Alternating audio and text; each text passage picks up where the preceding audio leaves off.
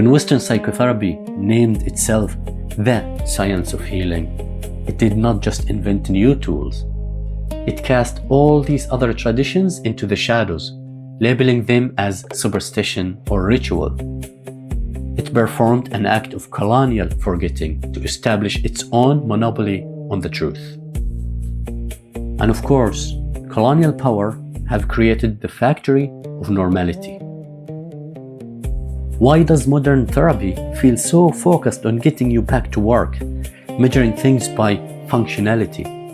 Because it was born in the shadow of the Industrial Revolution, the factory clock. Before the factory, human time was circular, tied to the land and the seasons, but industrial capitalism needed disciplined bodies. It needed subjects who could keep pace with the factory clock. Psychotherapy emerged in part as a technology of governance. Its goal shifted from restoring meaning to restoring function. The healthy subject became the productive worker.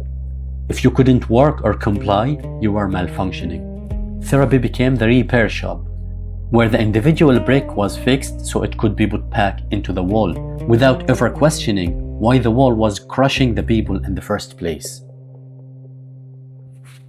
In our current era of neoliberalism, this industrial logic has been supercharged by the audit culture.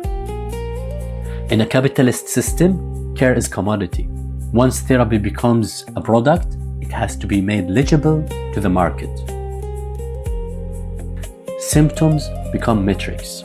In therapy, we use scales like GAD-7 or GAD-7 for anxiety, or PHQ-9. These two scales, for example, they are funded by big pharmaceutical companies to turn human pain into a score. And of course, therapy becomes manualized. We favor brief, replicable techniques not because they are better, but because they are easier to package and sell.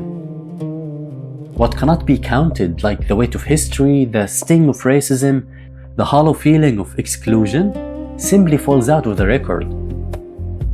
We are returning clients to the world calmer and more regulated, but also more compliant to the very conditions that broke them. We are giving them decaffeinated therapy, psychotherapy without therapy. It looks like coffee, it smells like coffee, but it provides no stimulus for change. Now, the violence of neutrality, containment as care. We must talk about therapeutic neutrality in the plastic ecosystem. The therapist pretends to be a blank wall, a blank slate,